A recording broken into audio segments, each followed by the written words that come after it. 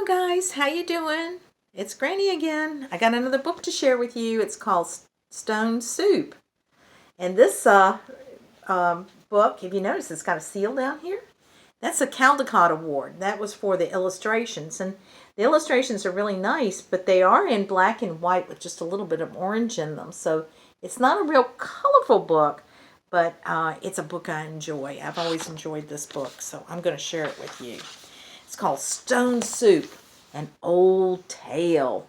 And you see it involves 3 soldiers there. Okay? And I think they're in France.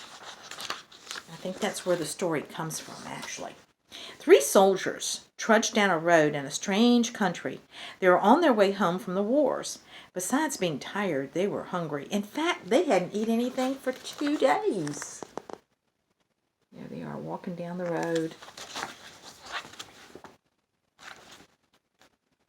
Oops. He's having trouble with the pages. Oh, how I would like a good dinner tonight, said the first. And a bed to sleep in, said the second. But all that's impossible, said the third. We must march on. On they marched, and suddenly ahead of them they saw the lights of a village. Maybe we'll find a bite to eat there, said the first. And a loft to sleep in, said the second. No harm in asking, said the third. Now the peasants of this place feared strangers. When they heard that 3 soldiers were coming down the road, they started to talk among themselves. Okay, so here's the soldiers. You see the 3 soldiers going down the road. And if you look in the background there, you can see the village. Okay, so the village are talking among themselves. They're not too happy about these strangers coming down the road. Here come 3 soldiers. Soldiers always are hungry, but we have little enough for ourselves to eat. And they scurried to try to bury and hide their food. They pushed sacks of barley under the hay in the loft. They lowered buckets of milk down in the wells. And you can see them doing that there. Putting things in the loft, and you can see them heading to the well with the buckets of milk. They spread old quilts over the carrot bins. They hid their cabbages and potatoes under the beds. They hung their meat in the cellars. They hid all they had to eat. And then they waited.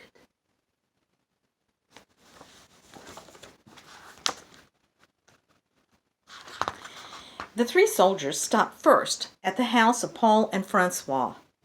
Good evening to you, they said. Could you spare a bit of food for 3 hungry soldiers? Oh, we have no food for ourselves. I haven't had any for 3 days, said Paul. Francois made a sad face. It's been a poor harvest.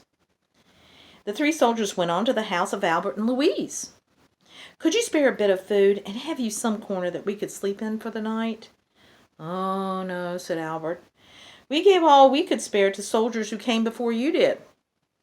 Our beds are full, said Louise. Here they are talking to Albert and Louise. You see them on the steps there. At Vincent and Marie's house, the answer was the same. It had been a poor harvest, and all the grain must be kept for seed, so on it went through the village. Not a peasant had any food to give away. They all had good reasons. One family had used the grain for feed, another had an old sick father to care for, and all had too many mouths to feed.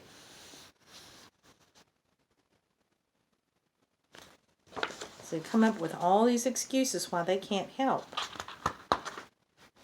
The villagers stood in the street, and they sighed, and they looked all hungry as they could. The 3 soldiers started to talk among themselves. Here are the villagers looking on. Then the first soldier said, Good people. The peasants drew near. We're 3 hungry soldiers in a strange land. We have asked you for food, and you have no food, so we'll then have to make stone soup. The peasants stared.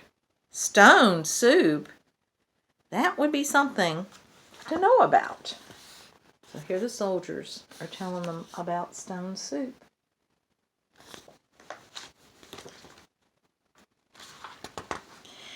First, we'll need a large pot, the soldier said. The peasants brought the largest pot they could find.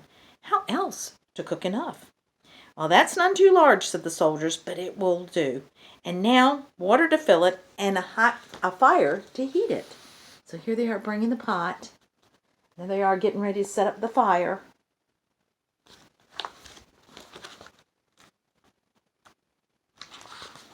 It took many buckets of water to fill the pot.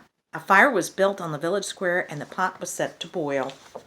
And here's the pot setting to boil.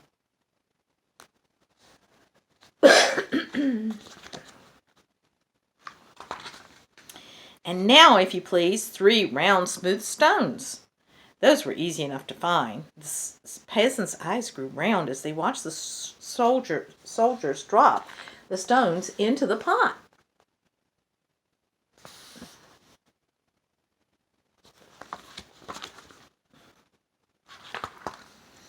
Any soup needs salt and pepper, said the soldiers as they began to stir.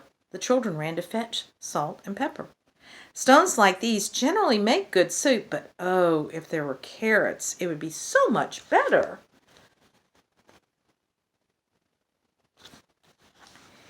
Why, I think I have some carrot or two, said Francois, and off she ran.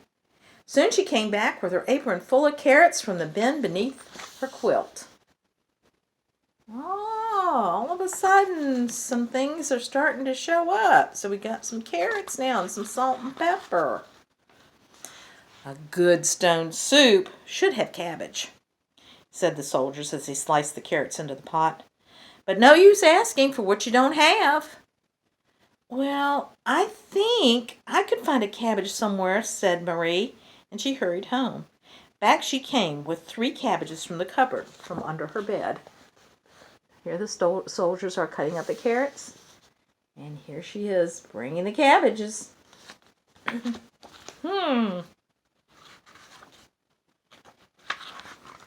If we only had a bit of beef and a few potatoes, this soup would be good enough for a rich man's table. The peasants thought it over. They remembered their potatoes and the sides of beef that were hanging in the cellar. They ran to fetch them. A rich man's soup, and all from a few stones. It just seemed like magic.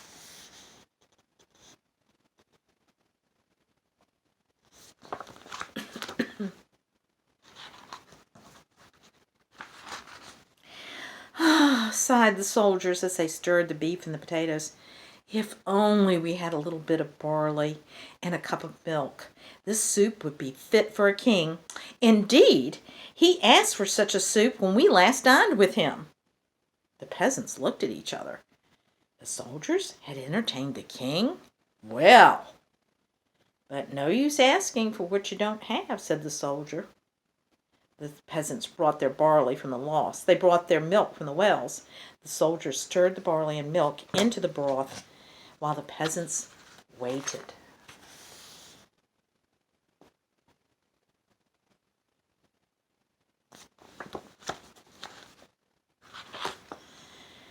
At last, the soup was ready. All of you shall have a taste, the soldier said. But first, a table must be set. Great tables were placed in the square, and all around were lighted torches so everyone could see.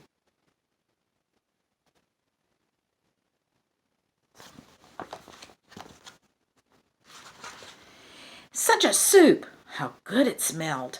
Truly it was fit for a king. But then the peasants asked themselves, would not such a soup require bread and roast and cider? Soon a banquet was spread, and everyone sat down to eat. Never had there been such a feast. Never had the peasants tasted such a soup. And fancy that, made from stones.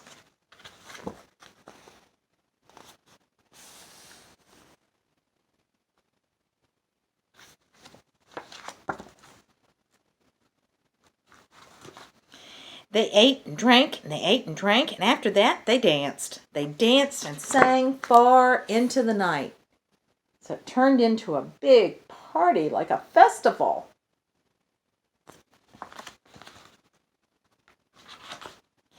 At last they were tired. The 3 soldiers asked, is there not a loft somewhere where we could go to sleep? Let 3 such wise and splendid gentlemen sleep in a loft, indeed. They must have the best beds in the village.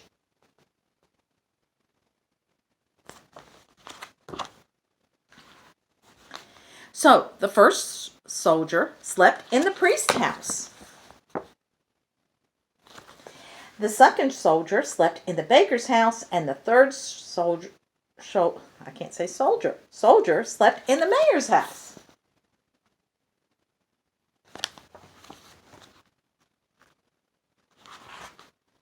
In the morning, the whole village gathered in the square to give them a send-off.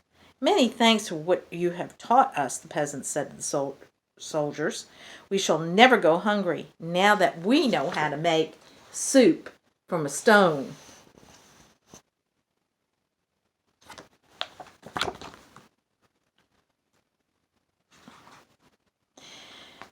"Oh, it's all in knowing how," said the soldiers, and off they went down the road on their way.